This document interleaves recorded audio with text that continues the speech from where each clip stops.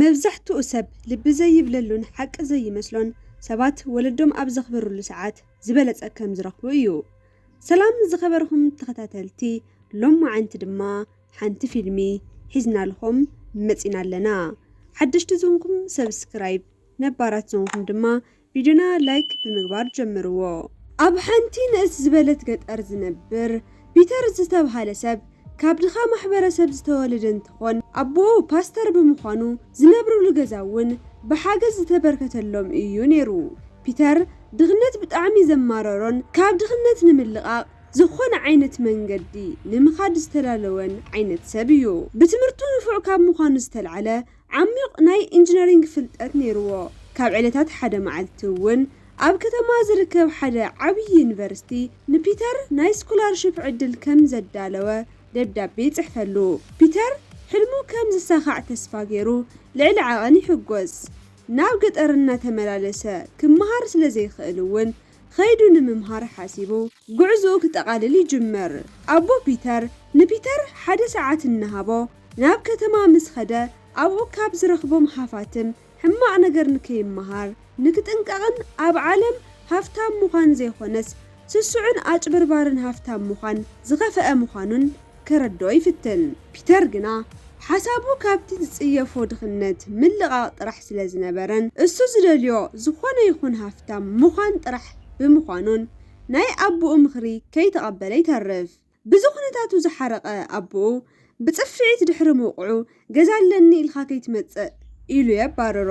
ድሕሪ ነዊሕ ጉዕዞ እውን ፒተር ናብቲ ዝሃርፎ ከተማ ይኣቲ። ድኻታት ኣብ ዝነብሩሉ ከባቢ ሓንቲ ክፍሊ እውን ይካረ። ገዛ ክራይን ካልኦት ውፃእታቱን ንምሽፋን ምሸት ናይ ሆቴል ኣቑሑ ምሕጻብ ይጅመር። ኣብ ዝሰርሐሉ ሆቴል ብተደጋጋሚ እትርእዮ ኣተኣናጋዲት ፎቶያትን እያ ብዝብል ሓሳብ ካብ ስራሕ ምስ ወፁ ናብ ገዛ ክስንያ ይጅመር። ሰሙናት ምስ ሓለፉ እውን ፒተር ናይ ኣርክቴክቸር ትምህርቱ ኣብ ዩኒቨርሲቲ ይጅመር። ካብ ክላስ ምስ ወፀ እውን ብንፋስ ዝንቀሳቐስ ፈጠርኡ እናሰርሐ ኣብ ገዝኡ የምሺ። ሓደ መዓልቲ ፈጠርኡ ኢንቨስተራት ረኺቡ ሃፍታም ከም ዝኾኑ እውን ይኣምን ነይሩ። ካብ ዕለታት ሓደ መዓልቲ እውን ፒተር ናብ ሬስቶራንት ኣትዩ ይምገብ። ፒተር ናብ ሬስቶራንት ዝኣተየሉ ምኽንያት ሃፋትም ሰባት ኣብ ሬስቶራንት ኣትዮም ስለ ዝምገቡ ምስ ሃፋትም ምሕዝነት ክምስርት እየ ንፈጠራይ እውን ኢንቨስት ክረክብ እየ ብዝብል ሓሳብ እዩ ነይሩ። ተቐሚጡ እናሃለወ እውን ሓደ ኢቫን ዝተባሃለ ሃፍታም ይርኢ። ፒተር ንባዕሉ ደፋፊኡ ናብ ኢቫን ይቐርብ። ብዛዕባ ፈጠርኡ እውን ይነግሮ። ንቐጻሊ ተስፋ ዘለዎ ዲዛይን ስለ ዝኾነ እውን ኢንቨስት ንክገብር የደፋፍኦ። ብኣንጻሩ ግን ኣይቨን ፒተር ኣብ ዝበሎ ነገር ድሌት ኣይነበሮን። ፒተር ሓሳቡ ስለ ዘይተሳኽዐሉ ኣብ መዓልቲ ክሪስማስ ገንዘብ ይስእን። ዝበልዖ ምግቢ እውን ብምስኣኑ ናብ ናይ ኣፍቃሪቱ ገዛ ይኸድ። ናይ ፒተር ኣፍቃሪት እታ ኣብ ሆቴል ትሰርሕ ዝነበረት ጓል እያ። ፒተር ምስኣ ዝተቐራረበ ናይ ብሓቂ ፈትይዋ ዘይኾነስ ናይ ገዛ ክራይን ምግብን ዝበሉ ወፃእታት ንምቕናስ እዩ ነይሩ። ብዛዕባ እቲ ዲዛይኑ ንዓኣ እውን ምስ ነገራ ኣብ ውሽጢ ሬስቶራንት ሓደ ሃፍታም ረኺቡ ከም ዝነበረን ደጊሙ ነቲ ሰብኣይ እንተረኺብዎ ከእምኖ ከም ዝኽእልን ይነግራ። ካብኣ እውን ኣብ ሬስቶራንት ዝበልዐሉ ገንዘብ ተቐቢሉ ይኸይድ። ኣብ ዝቕፅል መዓልቲ ፒተር ንኣይቨን ኣብቲ ሬስቶራንት ይረኽቦ። ኣይቨን ከም ዝሓለፈ መዓልቲ ዘይኾነስ ሙቕ ብዝበለ ሰላምታ ንፒተር ይቕበሎ። ቀፂሉ እዚ ክእለት ሒዙ እስካብ ሕዚ ይመሃር ምህላው ከም ዘገረሞ ገሊጹ ብጽባሒቱ ናብ ገዝኡ ወሲዱ ከውግዖ ከም ዝደልን ኣቦኡ ንፈጠርኡ ምስ ረኣየሉ ብዙሕ ገንዘብ ኢንቨስት ክገብረሉ ከም ዝኽእልን ይነግሮ። እነ ኣይቨን ኣብቲ ከተማ ዝፍለጡ ብጣዕሚ ሃፋትም ስድራ እንትኾኑ ምስ መንግስቲ እንተይተረፈ ርክብ ዝነበሮም እዮም። ኣይቨን ንመርዓ ዝበጽሐት ኒና ዝተባሃለት ምልክዕቲ ሓፍቲ ነበረቶ። ፒተር እውን ንእንግደቱ ብተሓጓስ ተቐበሎ።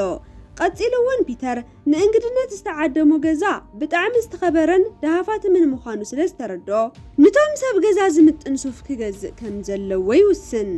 ናብ መሸጢ ክዳውንቲ ብምኻድ ነቲ በዓል ሹቕ ዋሊቱ ከም ዝረስዕን ተመሊሱ ከም ዘምፀሉን ነጊሩ ሱፍ ይወስድ። እቲ በዓል ሹቕ እውን ፒተር ሃፍታም ስለ ዝመሰሎ ንክኸድ ይፈቕደሉ። ኣብ ዝቕፅል መዓልቲ ፒተር እቲ ሓዱሽ ሱፍ ተኸዲኑ ናብ ናይ እኒ ኣይቨን ገዛ የምርሕ። ቅድሚ ኩሎም ኣኮ ኣይቨን ፍሉጥ ኢንጂነር ብምንባሩ ንዕኡ ይረኽቦ። ብድሕሪኡ እውን ኩሎም ስድራ ንምሳሕ ኣብ ዝተኣከበሉ ጠረጴዛ ፒተር ናይ ፈጠርኡ ዲዛይን ብብቕዓት የረድኦም።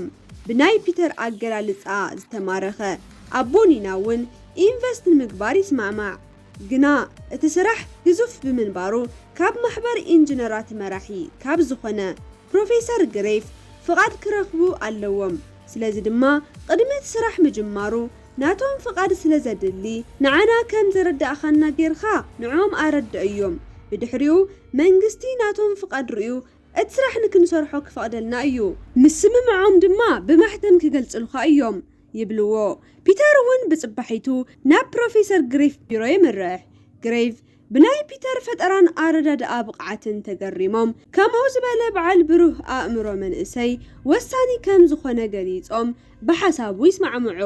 ይኹን ደኣ እምበር በይነይ ክውስን ስለ ዘይኽእል ናብቲ ማሕበር ኣፍሊጠ ውሳነና ኣብ ዝቕጽል ሰሙን ክነፍልጠካ ኢና ብምባል ይስንይዎ። ብድሕሪኡ ፒተር እቶም ፕሮፌሰር ዝበልዎ ንኣይቨን ይነግሮ።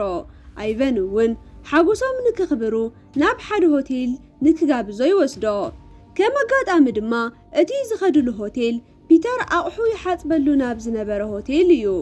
ኣብኡ እውን ሓፍቲ ኣይቨን ዝኾነት ኒና ምስ ሕፁያ ይረኽብዋ። ፒተር ኒና ናይቲ ገዛ ብኹሪ ብምዃና ቀዳማይ ወራሲት ሃፍቲ ምዃና እንተውግዑ ይሰምዕ። ኣብዚ ሰዓት ናይ ፒተር ኣፍቃሪት መፅያ ታይ ከም እትእዘዞም ትሓትት። ፒተር ኣተኣናጋዲት ሰበይተላቶ ንከይበሃል ብጣዕሚ ይሰቐቕ። ተላዒሉ ናብ ኪችን ብምኻድ ድማ ናይ ክልቲኦም ጉዳይ ኣብዚ ከበቅዕ ከም ዘለዎ ይነግራ። ኣፍቃሪት እውን ዘጥፈአቶ ነገር ስለ ዘይተረድኣ ቃል እኳ ከይውፀት ኣብ ዘለቶ ደሪቓ ትቐሪ። ድሕሪ ሓደ ሰሙን እውን ፒተር ፕሮፌሰር ግሬቭ ናብ ዝቆፀርዎ ይኸይድ። ናይ ግሬቭ ኣቀባብላ ግና ካብ ዝሓለፈ ፍልይ ብዝበለ ነበረ። ግሬቭ ንፒተር እስኻ ሓደ ድኻ ናይ ዩኒቨርሲቲ ተምሃራይስ ናይዚ ዝኣክል ዓብይ ፕሮጀክት መራሒ ክትኾን ኣይትኽእልን። እዚ ዝኣክል ስራሕ ካባኻ ካብ ሓደ መናጢ ኣይጽበይን። ስለዚ ኩሉ ነገር ክፈቕደልካ እየ። እቲ ስራሕ እውን ክጅመር እዩ። ኮይኑ ግና ብናተይ ስም እዩ ክኾን ይብልዎ። ፒተር እውን ብዘረብኦም ሓሪቑ እስኹም ደርጓግሌዋ ታዳንኹም ኢልኩም ፈጠራይ ትሰርቁኒ ብምባል ዲዛይኑ ሒዙ ሓዲግዎም ይወፅእ። ጽቡቕ ጌርካ ወደዚያስ። ብድሕሪኡ ፒተር ንኣይቨን ረኺቡ እቶም ፕሮፌሰር ዝበልዎ ይነግሮ። ኣይቨን ንክረጋጋዕ እናነገረ ኣብ ገዝኦም ዝርከብ ኣኩኡ ፍሉጥ ኢንጂነር ብምዃኑ ንዝተወሰኑ ግዜያት ምስኡ ተቆፂሩ እንተሰሪሑ እቲ ፕሮፌሰር ይኹን ካልኦት ሰባት ብኣወንታ ክቕበልዎ ከም ዝኽእሉ ይነግሮ። ፒተር እውን መማረፂ ስለ ዘይብሉ ብሓሳቡ ይስማዕማዕ። ምስቲ ኢንጂነር ኣኩኡ እስካብ ዝሰርሕ እውን ፒተር በብመዓልቲ ናብ ዳ ኣይቨን ይመላለስ። ፒተር ናብቲ ገዛ ዝኸድ ዝነበረ ንኣይቨን ደልዩ ዘይኾነስ ንሓፍቱ ኒና ደልዩ እዩ ነይሩ።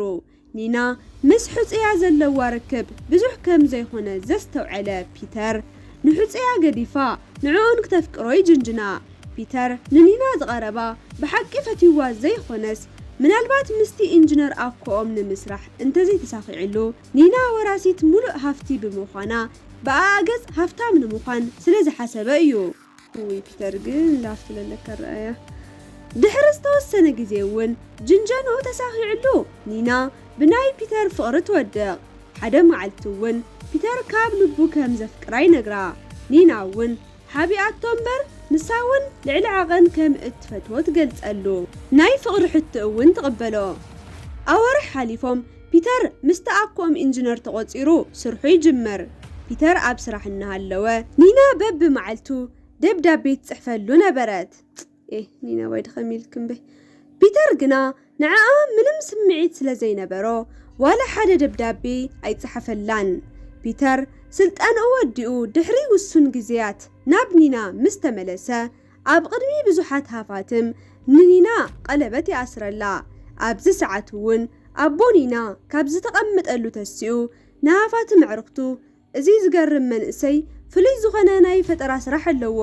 ስለዚ ድማ ጽባሕ ብዛዕባ ዝፈጠሩ ገለጻ ስለ ዝገብር እንተፈቲኹሞ ኢንቨስት ግበርሉ ይብሎም። ፒተር እውን ሃፍታም ናይ ምዃን ሕልሙ ኣብ ቀረባ እዋን ስለ ዝሳኽዐሉ ውሽጡ ሓጎስ ብሓጎስ ኾነ። ብድሕሪዚ ናይ ፒተር መካራይት ኣድዩ ደብዳቤ ከም ዝሓደገትሉ ነጊራ ወረቐት ትህቦ። ኣብቲ ደብዳቤ ውሽጡ እውን ኣዲኡ ኣብቲ ከባቢ ምንባር ከም ዝጀመረት ስለ ዝተጻሓፈ ብቕልጡፍ ናብ ዘለትሉ ቦታ ይኸዳ። ኣዲኡ እውን ቅድሚ ዝተወሰኑ ኣዋርሕ ኣቦኡ ከም ዝሞተን ገዝኦም እውን ናይ ሓገዝ ስለ ዝነበረ ካሊእ ፓስተር ስለ ዝተተክአ ድማ ንዓኣ ስለ ዘውፅዋ ናብ ከተማ ንምምጻእ ከም ዝተገደደትን ትገልጸሉ። ፒተር ኣቦኡ ክህቦ ከሎ ሓዲግዎ ዝመፀ ሰዓት ኣዲኡ እናሃበት ኣቦኡ ዝመኸሮ ምኽሪ ደጊማ ትመኽሮ። ኣዲኡ ክትሪኦ ከላ ወዳ ስሱዕን ናፍቲ ክብል ንሰባት ንምስቃይ ዘይምለስን እናኾነ ከም ዝመፀ ተስተውዕል። ፒተር ብናይ ኣዲኡ ምኽሪ እናሓረቐ እቲ ሰዓት እውን ከይተቐበላ ይወፅእ። ኣብ ዝቕፅል መዓልቲ እውን ፒተር ኣብ ቅድሚ ኣቦ ኒናን ኣብ ቅድሚ ብዙሓት ናይቲ ዓዲ ሃፋትምን ቀሪቡ ስለቲ ዲዛይኑን ብቕዓቱን ብዝገርም ኣቀራርባ ይገልጽ።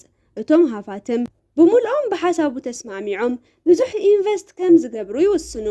ቅድሚኡ ግና ኣብ ዝሓለፈ ፒተር ንፕሮፌሰር ግሬቭ ጸሪፍዎም ብምንባሩ ቅሬታ ንክሓቶም ግሬቭ ናብ ውሽጢ ይኣቱ። ፒተር ዲዛይነይ ክሰርቕ ንዝፈተነ ሰብዶ ይቅርታ ክሓትት ሕዚ እውን ተደሊኹም ሕደግዎም በይ ንዝደርጓግ ሌባዝስ ይቅርታ ይሓትትን ኢሉ ዲዛይኑ ኣኪቡ ይወፅእ። ብድሕሪኡ ንኒና ረኺቡ ፒተር እቲ ዘጋጠመ ኩሉ ይነግራ። ኒና እውን ጸኒላ ድሕሪ ምስማዓ እስኻ ካብ ትሑት ማሕበረሰብ ስለ ዝመጻኻ ከምኦም እስካ ብትኾን ከይበደልኻ እውን የቕሬታ እንተዘይሓቲትኻ ተሓባቢሮም ክጎድኡኻ እዮም ኢላ ናይቲ ኣካይዳ ሕጊ ተረዶ። ፒተር ግና እሺ ይኹን እምቢ እንተይበለ ሱቕ ይብል። ብጽባሒቱ እውን ኣብ ከተማ ይነብር ዝነበረ ዓብዪ ሓዉ ካብ ዝኾነ ፓስተር ንፒተር ደብዳቤ ስለ ዝጸሓፈሉ ፒተር ንክጉብንዮ ይኸይድ። ኣብኡ ምስ በጽሐ እውን ሓዉ ኣዲኦም ቅድሚ ሓደ መዓልቲ ከም ዝሞተት ይነግሮ። ቅድሚ ምሟታ ንዓኻ ንክህበካ ነጊራትኒ ብምባሉ እውን ደብዳበን ዝተኣሸገ ነገርን ይህቦ። ፒተር ናይ ኣዲኡ ሞት ምስ ሰምዐ ብጣዕሚ ድንግጽ። ምስ ስድሮኡ ዘይስማዕ ማዕዋላ እኳ እንተነበረ ገሊጽዎ ዘይፈልጥ ፍቕሪ ግና ነይርዎ እዩ።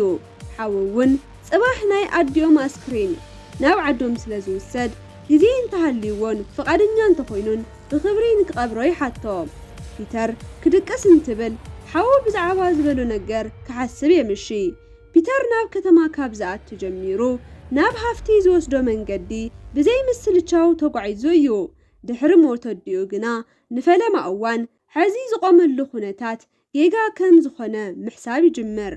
ናይ ኣዲኡ ደብዳቤ ከፊቱ እንተንብቦ እውን ዝወደይ ብናይ ሰባት ንብዓት ዝተሃነፀ ስሱዕ ሃፍታም ከይትኾን ሓደራ ቀደም ከም ዝነበርካዮ ኣምላክኻ ትፈርሕን ተኣዛዝን ኩን ዝብል ነበረ።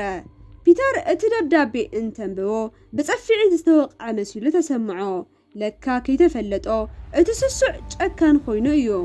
ኣብ መወዳእታ እውን ናይ ኣዲኡ ኣስክሬን ሒዙ ናብ ዓዱ እናኸደ እናሃለወ ኣዲኡ ዝሓደገትሉ ዝተዓሸገ ነገር እንትኸፍቶ ኣቦኡ ዝሓደገሉ ሰዓት ይረኽቦ።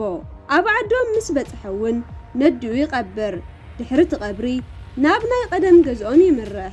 ኣብቲ ገዛ ካሊእ ፓስተር ምስ ስድርኡ ምንባር ጀሚሩ ስለ ዝነበረ ንፒተር ንክኣቲ ይዕድሞ። ምሳሕ እናበልዐ እናሃለወ እውን ናይቲ ፓስተር ኢገር ዝተባሃለት ጓሉ ሪኡ ፒተር ብጽባቐ ይሰሓብ። ናብ ከተማ ናይ ምምላስ ሓሳቡ ገዲፉ እውን ንውሕድ መዓልትታት ኣብዚ ንክጸንሕ ነቲ ፓስተር ፍቓድ ይሓቶ። ምስ ኢገር ኣብ ዝንቀሳቐስሉ ሰዓት እውን ኢገር ኣብ ከተማ ሕፁይቲ ከም ዘለቶ ስለ ትፈልጥ ፒተር ንዘርአያ ነገር ገጽ ክትህቦ ይደለየትን። ፒተር ሙሉእ ህይወቱ ናብ ኣጓላት ዝቐርብ ጥቕሚ ንምርካብ እዩ ነይሩ። ንኢገር እንትቐርባ ግና ኣብ ውሽጡ ተሰሚዕዎ ዘይፈልጥ ሓድሽ ነገር የስተውዕል። ፒተር ምስ ኢገር ሓቀኛ ፍቕሪ ከም ዝሓዞ ይርዳእ። ብሰንኪ እውን ምስ ኒና ክፈላለ ከም ዘለዎ ወሲኑ ብጽባሒቱ ናብ ከተማ ይጓዓዝ።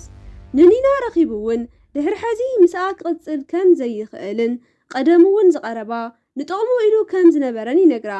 ኒና ብሰምዐቶ ነገር ልባ ብኸቢድ ይስበር። ኣብ ዝቕጽል መዓልቲ እውን ፒተር በቲ ዲዛይኑ ተስፋ ቆሪጹ ንክሸጦ ወሲኑ ነቶም ኢንቨስተራት ግዙኒ ይብሎም። ናይታ ከተማ ሃፋትም ብምልኦም ግና ናይ ኒና ኣቦ ኣዕርኽቲ ብምንባሮም ኣብ ልዕሊ ኒና ዝፈጸመውን ሰሚዖም ብምንባሮም እሳ ድኻ መናጢና ሃለወ ከይንዓቐት ከም ዘይተቐበለቶ እስግና ንዓኣ ብምክሓዱ ዲዛይኑ ምሩጽ ዋላ እኳ እንተኾነ ክገዝእዎ ግን ኣይፈቐዱን። ዓመታት ሓሊፎም እውን ናይ ፒተር ህይወት ብጣዕሚ ተቐይሩ እዩ ናብ ዓዱ ተመሊሱ ጓልቲ ፓስተር ንዝኾነት ኢገር ኣእትዩ 3 ቆልዑ ወሊዱ እዩ ሕዚ ዘለዎ ኩነታት ስራሕ ኣልባ እንትኾን እቲ ደፋርን ሃፍታም ንምዃን ምንም ነገር ዝገብርን ፒተር ጠቕሊሉ ጠፊኡ እዩ ንኒና ጎዲኡ ምስ ተፈላለየ ንዕኡ ክቐፅር ዝደሊ ዋላ ሓደ ሰብ ኣይነበረን እንኒና ብጣዕሚ ፍሉጣት ሰብ ሃፍቲ ስለ ዝኾኑ ኣፍታ ከተማ ሓፃብ ኣቕሑ ገይሩ ዝቆፅሮ ሰብ እውን ኣይረኸበን ኩሉ ሰብ ንዕኡ እንተቆፂሩ ሓደ ጉድኣት ከብፅሐና እዩ ብዝብል ፍርሒ ኩሉ ሰብ ኣግለሎ ኣብዚ ሕዚ ሰዓት ፒተር ብናይ ኣቦ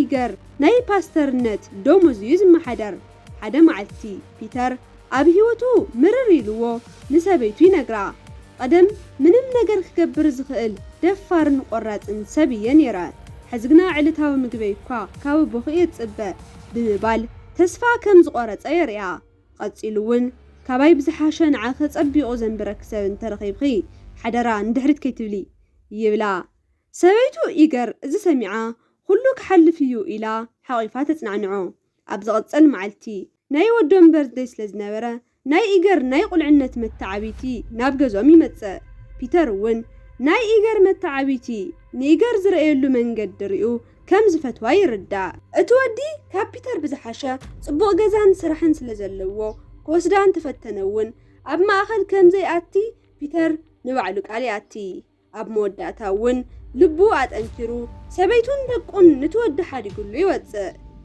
ብኻሊእ ገጽ ኣብ ከተማ እታ ፒተር ልባ ዝሰበራኒና ካሊእ ሰብ ኣየእቱን ኢላ ምስ ፒተር ድሕሪ ምፍልላያ ናይ ባዕላ ገባሪ ሰናይ ትካል ከፊታ ትርከብ ሓደ መዓልቲ እውን ካብ ፒተር ሓደ ደብዳቤ በጽሓ ኣብቲ ደብዳቤ እውን ብጣዕሚ ስለ ዝሓመመን በይኑ ስለ ዝነበረን ሓደ ግዜ መጽያ ንክትሪኦ ይምሕፀን ኒና እስካብ ሕዚ ንፒተር ተፍቅሮ ስለ ዝነበረት እቲ ደብዳቤ ምስ ረኣየት ብቕልጡፍ ናብ ፒተር ትኸይድ ፒተር ንኒና ሓቂፉ ደጋጊሙ ይቕሬታ ይሓታ ኣብ ጋዜጣ ብዛዕባ ገባሪ ሰናይ ትካላ ሰሚዑ እቲ ዝገበሮ ነገር ብጣዕሚ ከም ዘናስሖን እቲ ናይ ፈጠራ ዲዛይኑ ንገባሪ ሰናይ ትካላ ከም ውህብቶን ከበርክትን ዕድመ ልክዑ ዝዓቆራ ንእሽተይ ገንዘብ እውን ሓዊሱ ክህባ ከም ዝደሊ ነጊሩ ይቕርበላ ኒና ብኹነታት ፒተር ካብ ልባ ንሓዘነት ካብ ልባ ይቕረ ከም ዝበለቶ ትነግሮ ኒና ድሕሪ ምኻዳ እውን